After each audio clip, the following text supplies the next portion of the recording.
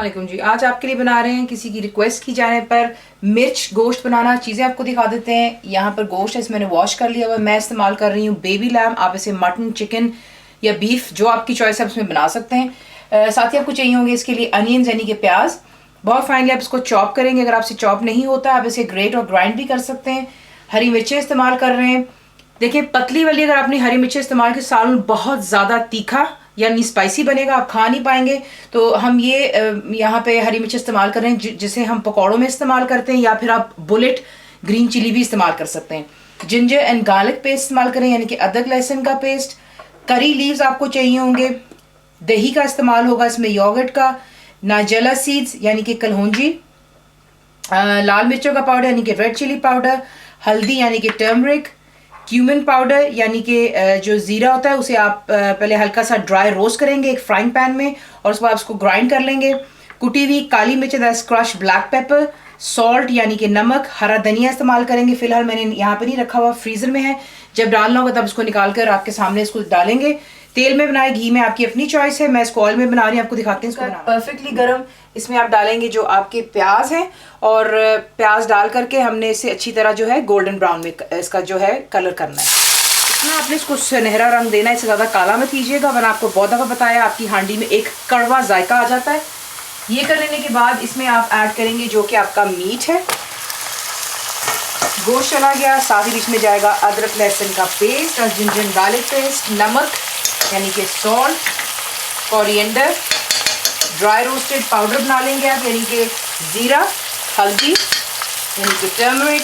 Red chilli powder यानी कि लाल मिर्चों का पाउडर। नाइजेला सीड्स यानी कि कलौंजी। तमाम चीज़ें डालें, अच्छी तरह आप इसको यहाँ पर करेंगे मिक्स। और आपने क्या करना है, इसे मिक्स कर लेने के बाद लो टू मीडियम पर रखकर आप इसको तब तक कुक करेंगे गोश्त को जब तक कि इसका खुद का पानी खुश्क हो जाना चाहिए। आपको मालूम है चिकन हो या गोश्त हो अपना ही पानी छोड़ता है, तो हमने इसको इतना ही कुक करना है कि ये गोश्त अपना पानी छोड़ेगा और वो ड्राई हो जाएगा। इतना हमारा काम हमने करना है, फिर आपको आगे दिखाते हैं कि नेक्स्ट क्या। हमारा गोश्त पक रहा है, गल रहा है, जो साथ साथ हमारे दूसरे काम है हम वो भी कर लेते हैं। क्या करेंगे, तेल आपको चाहिए होगा जिसमें आप डालेंगे आपकी जो हरी मिर्चें, और आपने इन्हें अच्छी तरह जो है फ्राई कर लेना है। ज़्यादा इसका कलर चेंज नहीं करेंगे, हल्का सा ये सॉफ्ट हो जाएंगी तो हम इन्हें निकाल लेंगे। तो तेल काफ़ी गर्म है, मिर्चों को ऐड कर लें और इन्हें फ्राई कर लेंगे। देखिए सिर्फ आपने इसको इतना सा कलर देना है। एक प्लेट ले लीजिएगा, उस पर पेपर टॉवल टिश्यू लगा करके इन्हें रख लेते हैं ताकि जो एक्सेसिव ऑयल है वो रिमूव हो जाता है। सिर्फ इसको हल्का इतना ही हमने फ्राई करना है, तो इतना इनका कलर आप कर लें और प्लीज़ निकाल। इतना आपने इसको अच्छी तरह पकाना है कि जो गोश्त खुद पानी छोड़ेगा उसमें आपने उसको खुश कर लेना है। ये कर लेने के बाद अब यहाँ पर आप ऐड करेंगे जो आपका योगर्ट है यानी कि दही, और फ्लेम आप जो है अभी भी रखेंगे लो टू मीडियम पर। और उसके बाद आपने इसको दोबारा उतना ही कुक करना है कि जितना भी दही का पानी आप देख रहे हैं, क्योंकि दही बहुत ज़्यादा पानी जो है छोड़ती है। इस पानी को भी हमने जो है दही के ड्राई कर लेना है। उसके बाद आपको दिखाएंगे नेक्स्ट क्या करना है। तो जैसे देखिए वैसे जाते ही दही जो है बीच में सालन का जोश ठंडा हो चुका है। जैसे इसमें जोश आएगा आप इसे कवर करेंगे, लो टू मीडियम पर रखकर दही का पानी खुश्क हो जाने दें और तेल को सरफेस पर आ जाए। देखें जो दही का पानी था वो भी उसी तरीके से आपने लो टू मीडियम पर रखकर खुश्क कर लेना। बाकी आप देख रहे हैं तमाम मसाला है। गोश्त अभी भी नहीं गला है, सिर्फ हमने जितना भी पहले कुकिंग प्रोसेस किया है वो बेसिकली उसको बहुत अच्छी तरह भून लिया है। अब आप क्या करेंगे, यहाँ पर अब आप ऐड करेंगे पानी, क्योंकि देखिए अगर आप मटन का बना रहे हैं तो जाहिर सी बात है मटन जो है पकने में ज़्यादा टाइम लेता है और आपको पानी की ज़्यादा ज़रूरत होगी। मैं बना रही हूँ बेबी लैम।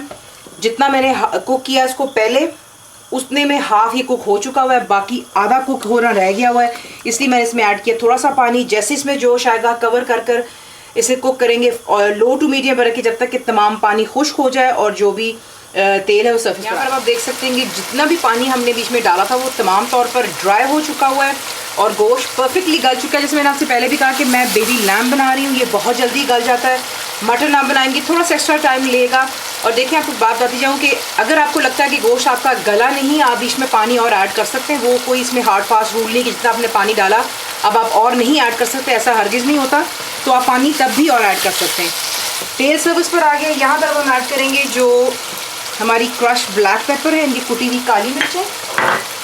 शुरू में आपको दिखाना भूल गई थी, I am very sorry. Lemon juice आपको चाहिए होगा थोड़े से खटास के लिए, जो कि मैं आपको रेसिपी जब दूंगी आप जब उसको चेक करेंगे उसमें लिखा हुआ है 2 लेमन्स, लेकिन अगर आपको खट्टा कम पसंद है तो प्लीज़ आप उसे कम भी इस्तेमाल कर सकते हैं। साथ ही यहाँ पे ऐड करेंगे जो हमारे करी लीव्स हैं।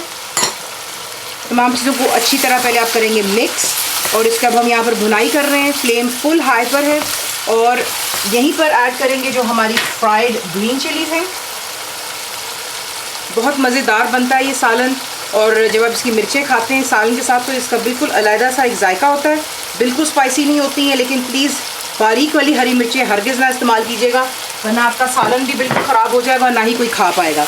अच्छी तरह मिक्स कर लें, 2 से 3 मिनट इसको हाई फ्लेम पर अच्छा सा भून लेते हैं और फिर इसे हम डिश आउट कर लेते हैं। फिर थोड़ा सा डालेंगे धनिया, जो कि आपको पता है मैं फ्रोज़न इस्तेमाल करती हूँ, मैं फ्रीज़ कर लेती होती हूँ, और अच्छा से मिक्स करके इसको डिश आउट कर लेंगे। अच्छी तरह भून लेने के बाद आप इसे डिश आउट कर लेते हैं, और इसे आप सर्व करते हैं गर्मा गर्म नान या रोटियों के साथ, पराठे भी आप खा सकते हैं, जो आपका दिल चाहे सर्व कीजिएगा। आपका मिर्चों वाला गोश्त तैयार है। फुल इंग्रीडिएंट्स के लिए आप जाएंगे मेरी वेबसाइट विच इज़ cookWithFaiza.net पर। बनाइए, पैर को कैसा लगा दुआ में याद रखें। Thank you for watching the video.